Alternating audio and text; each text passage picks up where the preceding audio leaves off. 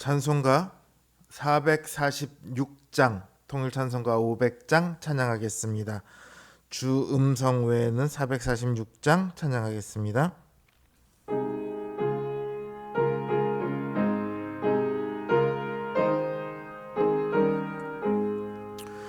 주 음성 외에는 참 기쁨 없도다. 날 사랑하신 주 늘 계시옵소서. 기쁘고 기쁘도다. 항상 기쁘도다. 나 주께 왔사오니 복 주옵소서. 나 주께 왔으니 복 주시옵소서.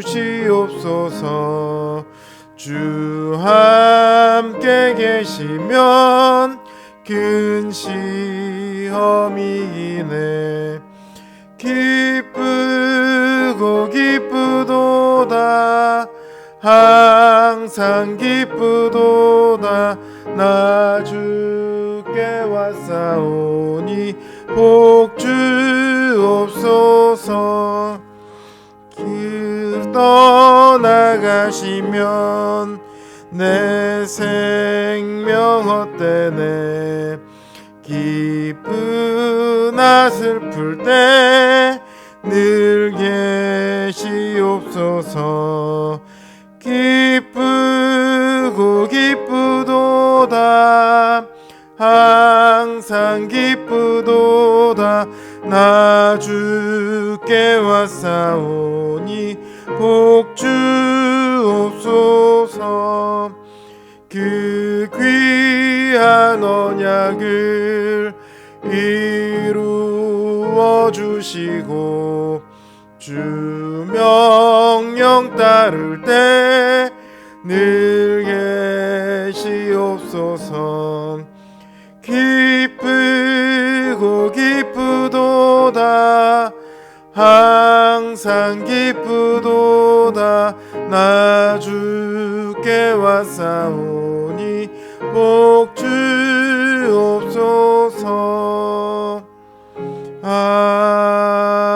아멘. 433장, 통일찬송가 490장 찬양하겠습니다. 433장, 귀하신 주여 날 붙드사 찬양합니다.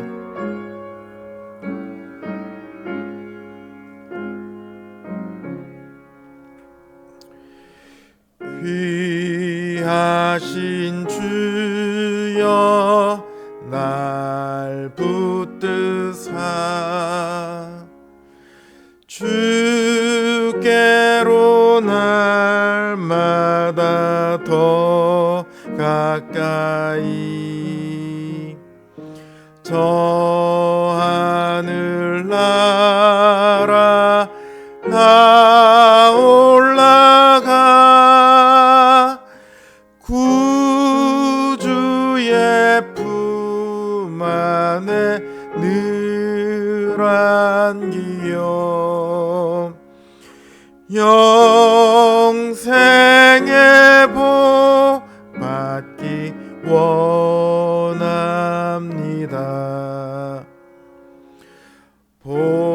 봉헌할 물건 나 없어도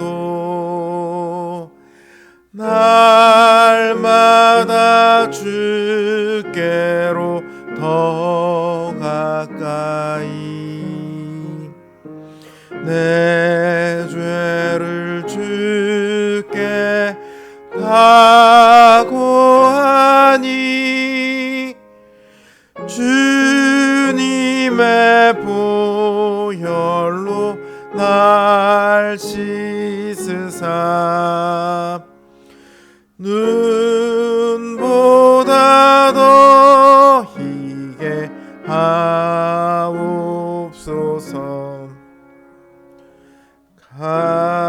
간악한 마귀 날 꿰어도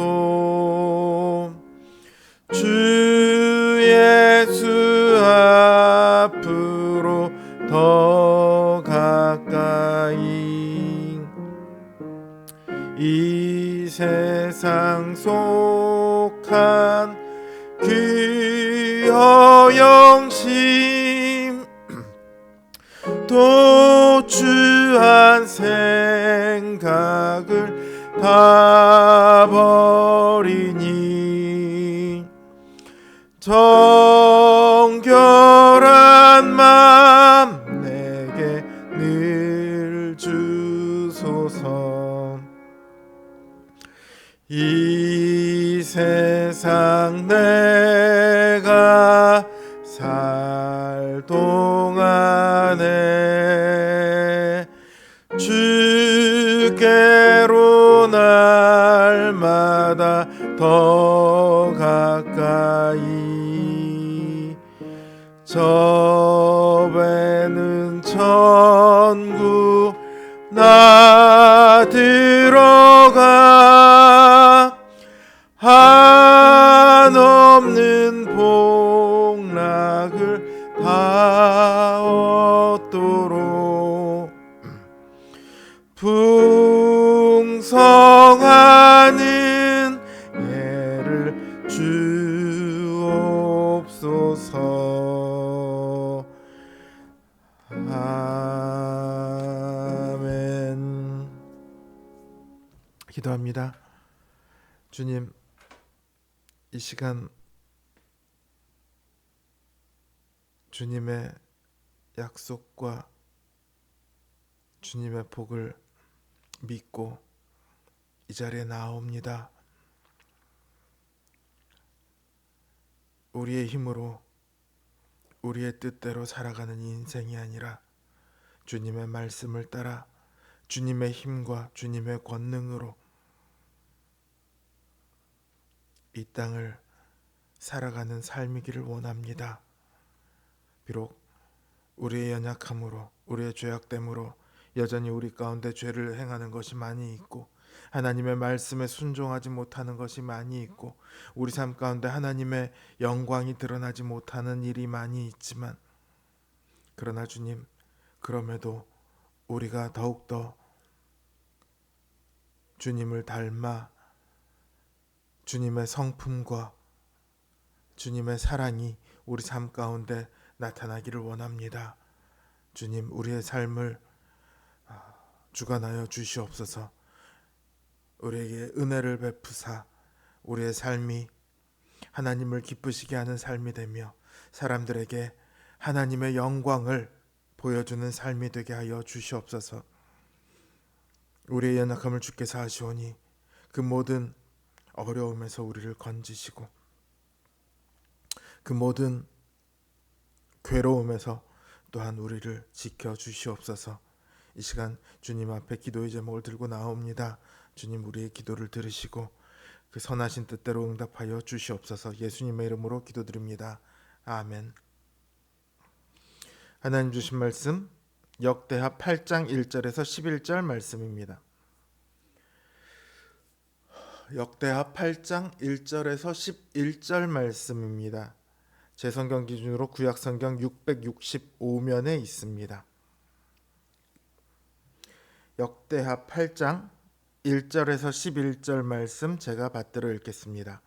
솔로몬이 여호와의 전과 자기의 궁궐을 20년 동안에 건축하기를 마치고 후람이 솔로몬에게 되돌려준 성읍들을 솔로몬이 건축하여 이스라엘 자손에게 거기에 거주하게 하니라. 솔로몬이 가서 하맛소바를 쳐서 점령하고 또 광야에서 다드모를 건축하고 하맛에서 모든 국고성들을 건축하고 또 윗 베토론과 아랫 베토론을 건축하되 성벽과 문과 문 빗장이 있게 하여 견고한 성읍으로 만들고 또 바알랏과 자기에게 있는 모든 국고성들과 모든 병거성들과 마병의 성들을 건축하고 솔로몬이 또 예루살렘과 레바논과 그가 다스리는 온 땅에 건축하고자 하던 것을 다 건축하니라.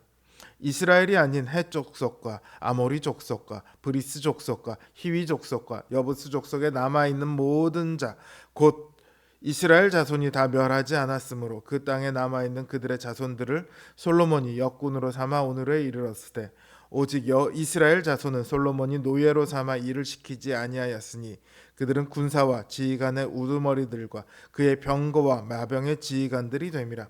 솔로몬 왕의 공장을 감독하는 자들이 250명이라. 그들이 백성을 다스렸더라. 솔로몬이 바로의 딸을 데리고 다윗 성에서부터 그를 위하여 건축한 왕궁에 이르러 이르되, 내 아내가 이스라엘 왕 다윗의 왕궁에 살지 못하리니 이는 여호와의 궤가 이룬 곳은 다 거룩함이니라 하였더라. 아멘.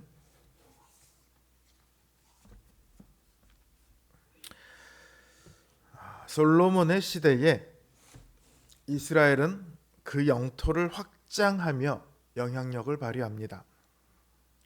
두로 왕 후람이 솔로몬에게 되돌려준 성읍들을 솔로몬이 건축해서 이스라엘 자손을 거기 거주하게 합니다. 원래 후람이 성전 건축을 위해서 목재를 공급했을 때 갈릴리 땅에 성읍 20곳을 솔로몬이 후람에게 줍니다. 그런데 그 땅이 후람의 마음에 들지 않았어요. 그래서 후람이 그곳을 다시 돌려줍니다. 바로 그곳에 솔로몬이 성을 건축하고 백성들을 이주시켜서 머물게 합니다. 솔로몬은 또 하맛소바를 쳐서 점령합니다. 이곳은 다메섹보다도 더 위에 있던 국가입니다. 그러니까 이스라엘의 경계가 다메섹보다 아래쪽에 있거든요. 원래 경계가. 근데 그보다 더 위에 있던 국가를 점령하고 거기에 국고성을 짓습니다. 이곳 국고성은 원래 나라의 보물을 보관하는 성입니다. 이곳에 국고성을 두었단 말은요, 치안이 안 좋은 곳에 국고성을 두면 어떻게 되겠습니까? 이놈 저놈이 와서 다 훔쳐가겠죠. 약탈해 가겠죠. 그런데 이곳에 국고성을 두었다는 말은 이곳까지 이스라엘 영향력 아래에서 치안이 확고한 안전한 지역이 되었다는 것을 의미합니다. 또 광야에 다드모를 건축합니다. 다드몰은요, 다메섹에서 북동쪽에 위치해 있습니다.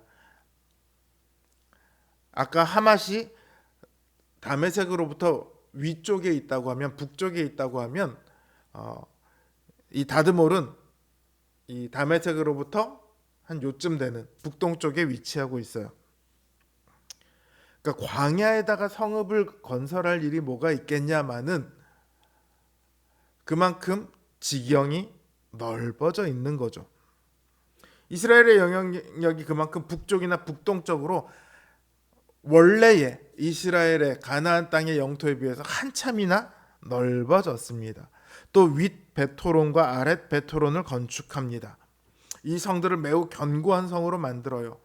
베토론은 에브라임 땅에 속해 있는 곳인데 이곳은 블레셋과의 다툼이 자주 일어나던 곳입니다. 이곳에 견고한 성읍을 세웁니다. 그 말은 비록 블레셋을 완전히 말살하지는 못했지만 더 이상 블레셋의 침공에 시달리지는 않게 되었다, 이런 의미죠. 또 바알랏과 모든 국고성들과 병거성들과 마병의 성을 건축하고 예루살렘과 레바논과 솔로몬이 다스리던 온 땅에 건축하려는 것을 다 건축합니다. 이처럼 솔로몬의 시대에 이스라엘의 지경은 넓어졌고 곳곳에 국고성을 건설할 만큼 부가 넘쳐났고 전쟁의 위협으로부터 벗어나게 되었습니다. 또 왕궁에 남아있던 헷 족속과 아모리 족속, 브리스 족속, 히위 족속, 여부스 족속, 이 남아있던 자들을 일꾼으로 삼습니다. 일꾼이라고도 하지만 사실은 노예예요. 이들은 여호수아의 시대에 완전히 점령하지 못했던, 그리고 그 이후로도 완전히 제거하지 못했던 가나안 족속들입니다. 이제 그들이 더 이상 이스라엘을 대적하지 못하고 이스라엘의 통치 아래에서 노예로 존재하게 됩니다. 진정한 의미에서 가나안 점령이 비로소 완성되었다, 그렇게 말할 수 있겠죠. 이처럼 솔로몬의 시대에 이스라엘의 안팎으로 번영과 안정이 이루어졌습니다. 근데 사실 많은 학자들은요, 이 대목을 놓고 솔로몬을 비판적으로 평가를 합니다. 신명기 17장 16절 17절 말씀 때문인데요. 모세는 너희가 가나안 땅에 들어가서 왕을 세우거든 왕은 병마를 많이 두지 말고 아내를 많이 두지 말고 은금을 많이 쌓지 말라 이렇게 말했거든요. 그런데 병마성을 세우고 곳곳에 성들을 세우고 아내를 두고 많이 두고 곳곳에 국고성을 세워서 은금을 많이 쌓았죠. 그러니까 솔로몬이 모세의 말을 어겼다 이렇게 비판합니다. 그런데 적어도 본문에서 실제로 솔로몬이 그렇게 행동한 면들이 있죠. 그러나 적어도 본문에서는 솔로몬을 그렇게 평가하고 있지 않습니다. 모세가 병마를 많이 두지 말라고 한 것은요, 병마를 많이 얻으려고 그 백성을 애굽으로 돌아가게 하지 말라 이런 뜻이었어요. 근데 솔로몬은 애굽으로 병마를 얻으려고 백성들을 애굽으로 보낸 적이 없죠. 애굽에서 알아서 병마를 보내옵니다. 또 은금을 많이 쌓지 말라고 할 때는요, 그 앞에 자기를 위하여라는 단서가 붙어 있어요. 자기를 위하여 은금을 많이 쌓지 말라 이렇게 모세는 말했는데, 솔로몬의 시대는요, 굳이 자기를 위하여 은금을 쌓지 않아도 될 만큼 나라 전체가 부가 넘쳐나던 시기였습니다. 그리고 아내를 많이 두지 말라고 모세가 말한 것은요, 마음이 미혹되게 하지 말라 이런 의미였거든요. 그런데 오늘 본문 11장을 보세요. 가장 강대국이라 할 수 있는 애굽 왕 바로의 딸조차도요, 다윗의 왕궁에 살지 못하게 합니다. 왜냐하면 그곳은 여호와의 궤가 이루었던 곳이기 때문에 다 거룩하니까 바로의 딸은 거기 갈 수 없다 이렇게 딱 잘라서 선언을 하는 거예요. 솔로몬의 마음이 아내로 인해 미혹되지 않았다는 말이죠. 물론 이후 솔로몬의 삶 가운데 잘못한 일이 많이 있습니다. 그러나 적어도 오늘 본문이 보여주고자 하는 것은 솔로몬이 그렇게 복을 받았는데 나중에 잘못 살았다 이런 얘기를 하려고 하는 것이 아니라, 언약 안에 있는 이스라엘에게 하나님께서 베푸시는 복이 얼마나 크고 놀라운가 하는 것입니다. 이스라엘이요, 나중에 하나님을 버려요. 왜 버리냐 하면 복을 쫓다가 하나님을 버립니다. 야, 저 신이 복을 더 많이 준대. 그러고 그 신을 따라가요. 그래서 결국은 멸망당하죠. 이제 이들은요, 솔로몬의 역사를 통해서 언약을 쫓으면 복을 누리게 된다는 것을 다시금 확인합니다. 이 말씀은 오늘 우리들에게도요, 매우 중요합니다. 복을 쫓아서 신앙생활하는 분들이 주변에 많이 있어요. 확실한 것은요, 복을 쫓는 사람은 복을 누릴 수 없습니다. 목적이 복에 있는 사람은 하나님께서 주시는 복을 누릴 수 없어요. 하나님께서 주신 그 언약을 쫓는 사람은 하나님께서 주신 복을 누릴 수 있습니다. 그러나 복을 쫓는 사람은 하나님이 수단이 되는 사람들이에요. 그런 사람들에게 하나님의 복이 있을 수 없겠죠. 이 시대는 어떻게든 복받기를 바라는 시대입니다. 심지어 범죄를 해서라도 복받기를 바라는 시대입니다. 이러한 시대에 하나님을 경외하며 그 언약에 순종함으로 하나님께서 주시는 참되고 진정한 복을 풍성하게 누리는 우리 성도님들 되시길 주님의 이름으로 기원합니다. 주신 말씀 생각하며, 그리고 각자 기도 제목을 놓고 이 시간 함께 기도하겠습니다.